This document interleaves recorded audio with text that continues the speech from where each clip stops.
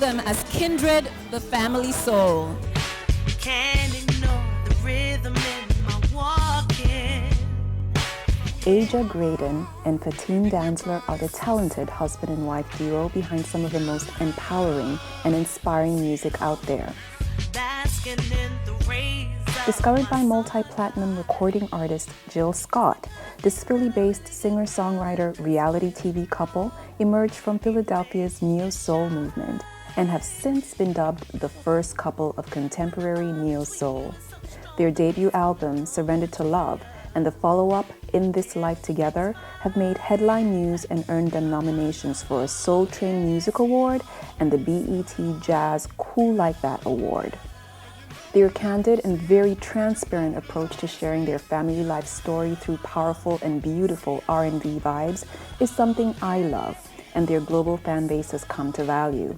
As if bringing the sixth child into the world wasn't enough, this past January they released a new single, You Got Love, featuring Snoop Dogg. And devotion, water to the ocean. This is what we wanted. Kissing in the morning, pressing. Tonight on MukamiTV, we get to know the people behind the fame and downright awesome music on a personal level. I love music. It calms me, it inspires me, it moves me. Music for me is like food for my soul. I still remember when I heard Far Away for the first time. Fatin and Aja nailed what I and so many people I'm sure were feeling about the everyday issues that we were dealing with. Every single song in the Surrender to Love album had a powerful and freeing message. The way they weaved their powerful lyrics into this amazing sound was just, I don't even know what to say. And then to find out that they're a couple, whoa. Serious skills. These people can blow incredible music with a message and this beautiful relationship that you wanted to just be a part of. It's one of the reasons I had to have a one-on-one with them. So just curious, Fatin, when you first met this incredibly beautiful woman, was it love at first sight? Was it the opportunity to collaborate on an artistic level? What was going on with you at that time? It's interesting. It was more music at first sight than it was love at first sight. We kind of got together under the premise of music. Aja was working on her own album at the time, and I was a writer and producer, and we were kind of paired up to work together. And so first and foremost was kind of like business. And we just were getting to know one another and creating music and stuff like that. And, from that kind of we started a personal relationship and got to know one another, really realized that we had a lot in common and that we wanted to be with one another. I'm talking a little bit about relationships. I'm curious to know how long you've known each other and when you discovered that you had kindred spirits. Well, we had a very short courtship, actually. We knew each other for about 8 months before we got married. We did come together on a common ground because both were doing music at the time. It takes a special kind of relationship between a man and a woman and a husband and a wife in particular to make it work. Not just in relationships, but working together. What sets you two apart and allows you to work effectively together? I think probably just that there's just we just have been blessed in that way, or it's a blessing to us. Because I don't think it's really our own intellect that helps us to do that. I just think maybe it was just meant to be that way. So that just becomes the nature of what we do. We just do it. I don't really know if we have a secret because we have the same arguments I think that other couples have, and we have the same things that everyone goes through. I think probably at the end of the day, we're just very like-minded, and we really are trying to reach the exact same goal.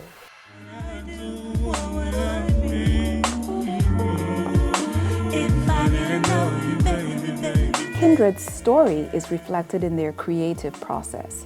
Their soulful lyrics capture the essence of their reality.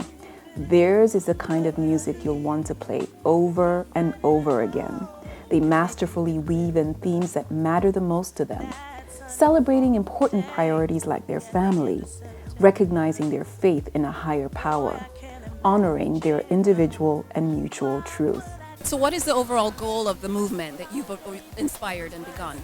Well, our movement is, first of all, in our own home, is to preserve our own marriage and our own family, and to make sure that they're loving and giving people, these little people that we brought into the world, and that they're well taken care of, and that we please our Lord. and that we are pleasing to one another. And I think that is our main goal. And just in us trying to achieve that, somehow or another, through the music, perhaps that reached other people who had that same goal. And I guess in that sense, it became a movement. Never was it planned. So you talk about these children, and you have 6 of them. I think that's incredible. It's such a blessing to have that many little ones that you have the opportunity to raise in the awareness of the beauty of life and the existence of God and so forth. What are you first, parents, or are you artists, or how do you kind of manage your perspective towards the artistic, creative, the professional, as well as family life? Wow. Oh, that's heavy, sister. I mean, when you say, are we artists? I think first and foremost, we're human beings. We're servants of God. You know, we're responsible children to our parents. You know what I mean? And in turn, we become parents ourselves. We're mates. I mean, we're a lot of different things, you know, and we try to wear all of those hats as successfully as possible. You know, we get up every day, we put our pants on and, you know, just hoping for the best and hoping that we can work through it. We ask God for his help, his mercy. And also we have a very supportive family as well, you know, that are really helping us. But, you know, just in all, just like Aja said, it's just a blessing. And we're very fortunate to be able to get a chance to do what we love and, you know, to have all of these things to be able to try to accomplish. It's always refreshing to talk to individuals that have every reason to be full of themselves, but instead are humble and grounded. It struck me right from the beginning of our conversation how Aja and Fatin have their heads and their hearts in an admirable place. I loved hearing it and actually observing it. They have a really deep connection that you can feel. It put a smile on my heart. Their focus and priorities came through quite clearly, nurturing their love, valuing and honoring the blessings, celebrating life, always keeping it real.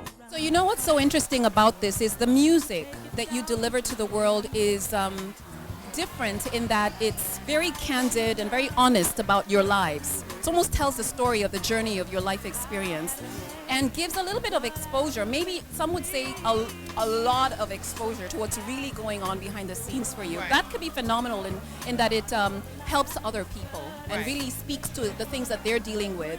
But what is it like then to look at it from the flip side, which is that you're actually exposing yourself to the public and your children in particular to that limelight that might be very difficult to manage? I think that we probably expose ourselves because we don't really know any other way to be. As artists, it's kind of like that's an artistic expression. You have to expose yourself. Every artist puts their own emotions, their own feelings out there in some sort of way. In our instance, I guess we just wanted to be honest about the songs we were writing, and we didn't want to write songs about experiences we weren't having. Why would we write a song about being in a club if we weren't in clubs at night? I mean, you know, sans working. Hold up. Did you see that? Let's look at that one more time. I thought I was doing well on time, but it turns out that I only had 5 minutes with Kindred that evening. So in that moment, Fatin was telling his people to, you know, hold up, let the girl do her thing. As you can imagine, I was just getting into it. So I have to say this, Fatin, Aja, you are cool people. Thank you for being so gracious and giving me quality time with you guys that evening. You let me get all my questions out there and you know what it was like that evening. But, you know, we wrote songs that were about us. And so that just became very revealing. But I think just like hip hop music in the very beginning, it was hard for people to listen to songs about the street and songs about crime and songs about poverty. But that was a real situation, and it brought a lot of attention to a situation that was real, and people really talked about it. And no one didn't want to talk about that in music. So in this instance, I guess it's the same thing. We're just being honest in a way, and hopefully people will understand that the honesty is really to more shed light and comfortability on that part of life, and so that people can more accept it and then want to also do better and embrace it themselves. Because I just, you know, but I don't think it was ever on purpose, like let's share this with the world. It was just more like, who are we? We wanted to be who we were and not somebody else. So Fatin, this question is for you. In your hit reality TV series, Six Is It, in episode 2 of season 2, you touched on a really sensitive topic for I think a lot of couples out there, family planning and the role that the wife or the husband has in that. And typically the expectation is that a woman should do something, get a TL or, take the pill or whatever it takes to manage that. But you did something really courageous. Tell me about what that was like for you. Well, I guess you're referring to that I had a vasectomy. We have 6 children, as Agent mentioned, and we, as a couple, have decided that we did not want to have any more children. And, the best way to not have any more children, of course, is to either not have sex, which we weren't going to do, or, to make a foolproof plan. This was a foolproof plan for us. We discussed it, we did the research, and it just felt like, this was something that we felt comfortable with. I don't suggest it for everyone, just as a means of birth control, but if it is something that you and your family feel confident and strongly in, and you feel it's a good decision for you, then by all means make that decision. I think that black men in general have a big stigma about, going to the doctor and getting their genitalia or what have you, whether it's, just checked up on or making a decision like this. So for me, it was kind of a bold statement, and also it was something that I was very reluctant to do. But in the end, and after it was all over, I'm very glad that I made that decision, and it was a positive thing, and it was something that I felt was also good to share with other people so that they could see some relatability in it as well. This is why I absolutely love Kindred. They keep it real about the stuff that matters. Think about it. They have 6 kids. Of course it makes sense to consider your options for birth control. I love how candid and how real they are about these things.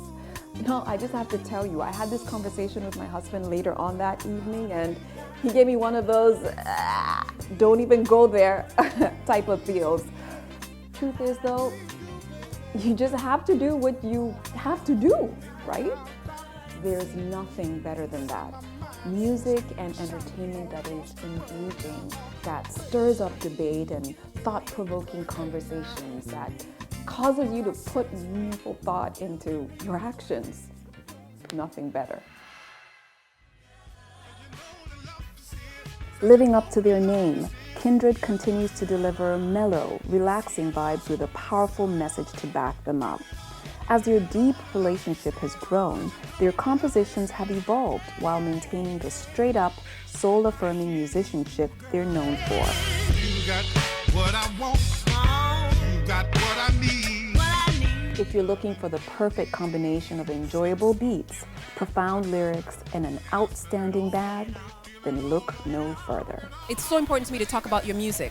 And there's all the buzz going around about the latest single that you just released with Snoop Dogg. Can you tell me a little bit about that and where the inspiration came from that and what's happening in the future? We were already working on our album, so we had already kind of written the first part of the song already.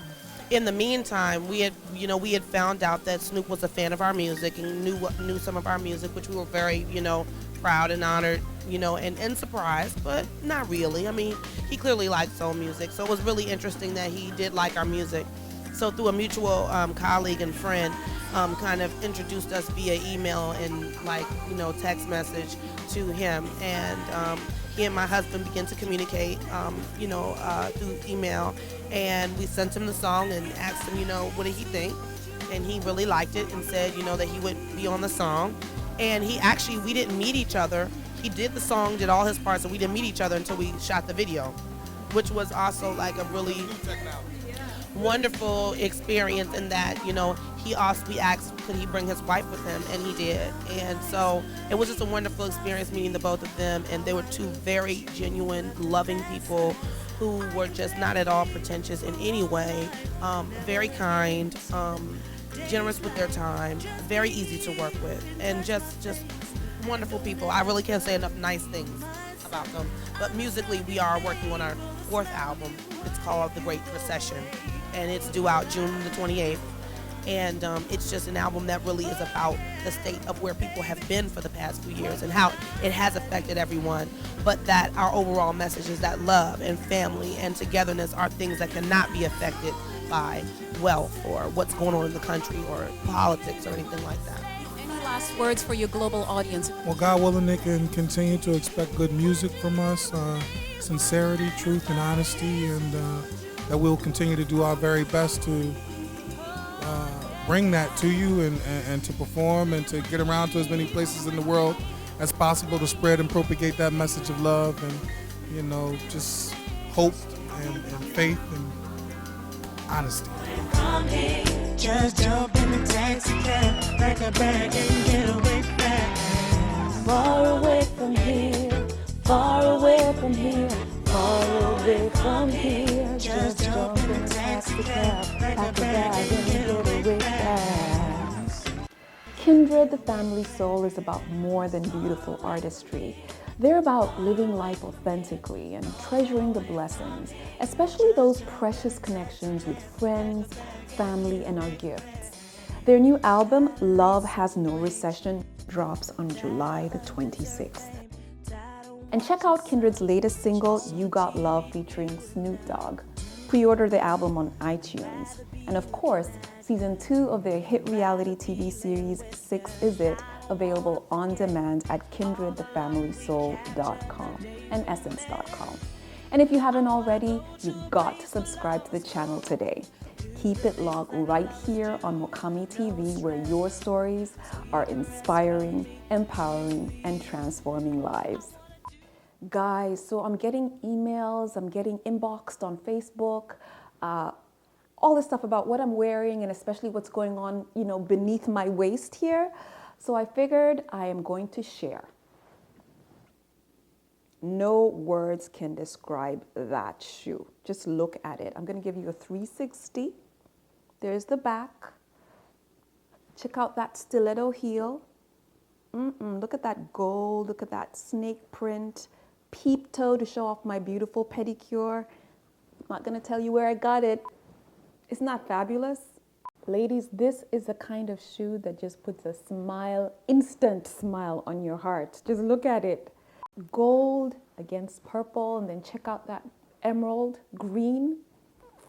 Amazing combination. Check it out. Try it out, ladies. Gotta work it.